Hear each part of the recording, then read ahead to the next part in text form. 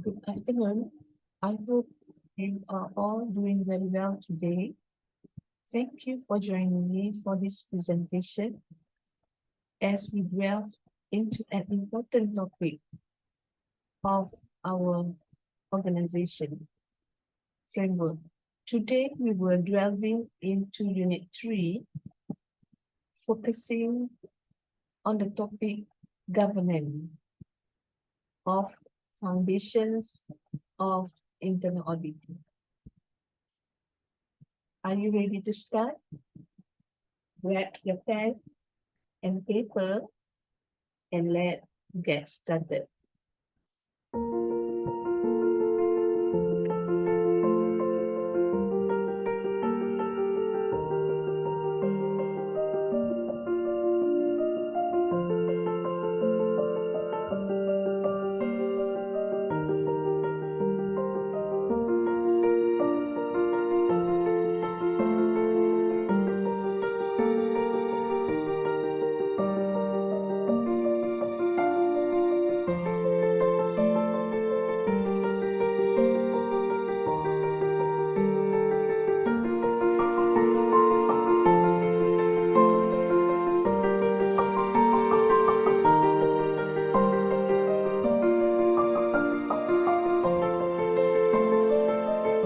Now, if you're ready, let's get into it. Government forms the backbone of any successful organization, providing a structured framework for decision making, accountability, and transparency. This ensures that our foundation operates efficiently, upholds its values, and achieves its goal. By understanding and implementing effective governance practices, we can navigate challenges, seize opportunities, and foster a culture of trust. Let's look into what is a governance. Governance is a combination of people, policies, procedures, processes, including internal control. The above combination implemented by board to inform, direct, monitor activities of organization toward achievement of its objectives.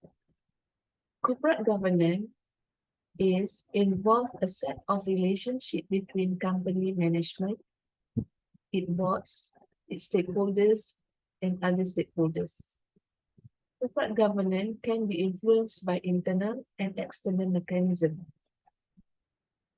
Internal is referring to charters, board of directors, internal audit function. Meanwhile, external is referring to law, regulations, government regulations. In this topic, the role of a board, senior management, internal auditors in organization, governance frequently tested in the exam. Governance process and role. Let's look into what is the role of board, senior management, risk committee, and risk order. Board is defined by the Institute Internal Auditors as highest level governing body, for instance, a board of directors, supervisory board, board of governors, or trustee, which is responsible for design and implementation, and refer to committees of other body which governing body has delegated certain function.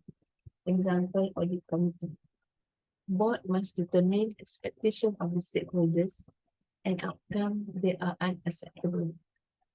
And board selection involved in the selection and removal of officers, and any decision that about capital structure, debt, equity considerations to be received, shares, and etc. And board also can add or amend repealing bylaw, initiation of fundamental changes, merger, decision to declare and distribute dividend, setting management compensation, coordinating audit activities, most often performed by audit committee. And also, board also evaluate and managing risk, and sometimes it performed by subcommittee called risk committee.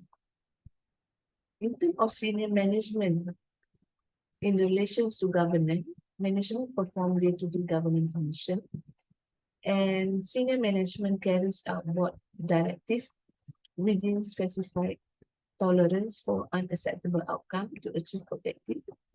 Senior management determine where specific risks are to be managed, who will be risk owner, how specific risks will be managed, and it's also established reporting requirements for risk owner related to their risk management activities. On top of that, senior management also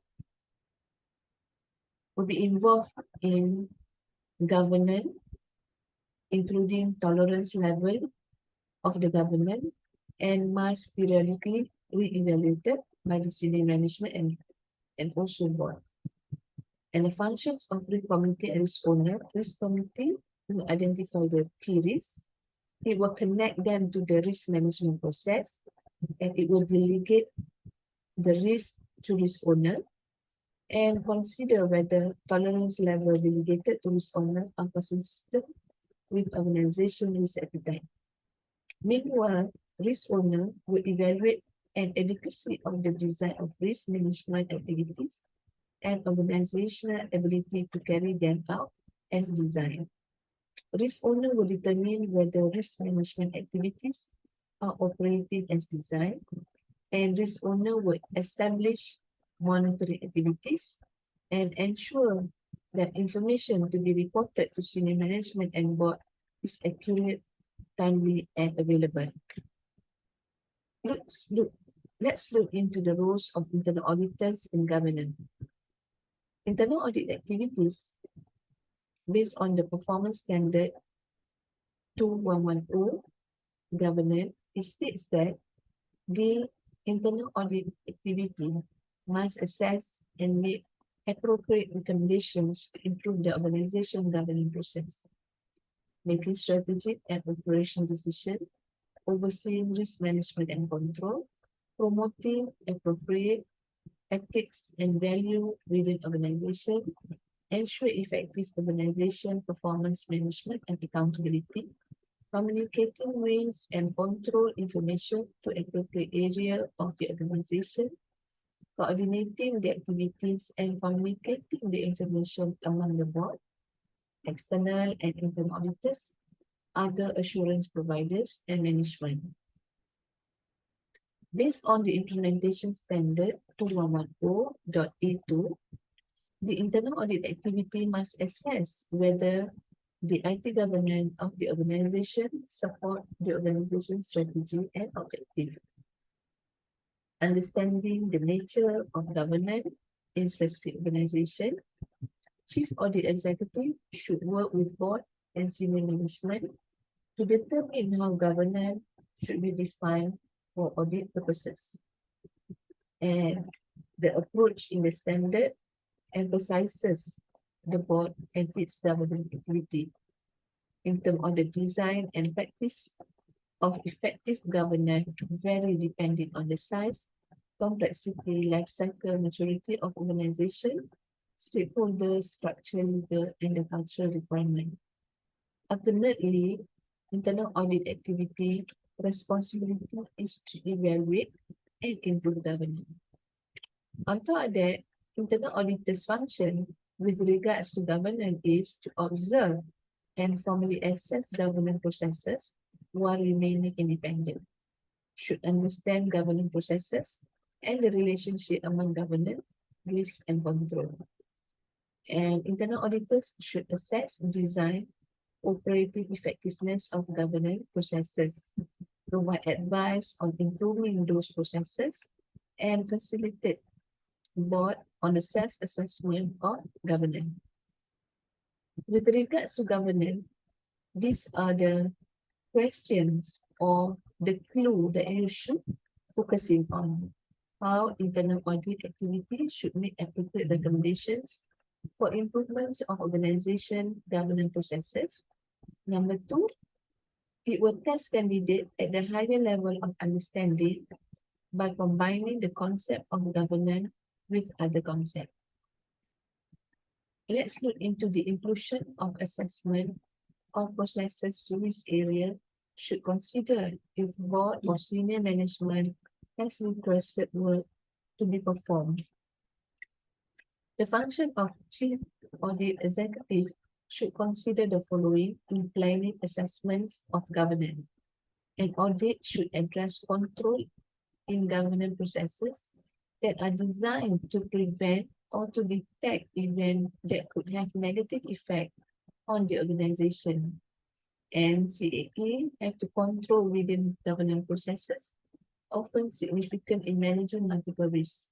When control issues are known, governance process is not mature, CAA may consider different methods for improving control. Governance through consulting services. And in terms of the internal auditors, he or she has to conduct an assessment of governance unlikely based on numerous audit. Then the internal auditors should consider in terms of audit or specific process on the governance issue arising from audit not focused on governance, result of other assurance providers' work, or adverse incident indicating an opportunity to improve governance. And during planning, evaluation, reporting phase, the internal auditors have to ensure appropriate communications with the board and senior management. Internal auditors also should consider consulting legal counsel both before an audit and before issuing a final report. Other roles of internal auditors in governance including obtain board's approval of IA charter, communicate plans of engagement, report significant audit issues, communicate KPI to board on regular basis, discuss area of significant risk, support board in enterprise-wide risk assessment, review positioning of internal audit activity within risk management framework within organization, monitor compliance with the corporate code of conduct or business practices, report on effectiveness of control framework, assess ethical climate board and organization, do a follow-up and report management and respond to external audit, assess advocacy performance measurement system and support fraud awareness and encourage reporting in proprietors. Alright, that is all for today's everyone. If you find this video is helpful for your CIA examination preparation, make sure you click the subscribe button and bell notification so you will not miss any updates from the upcoming videos from us. Be sure to comment down below what you have learned in your today's lesson.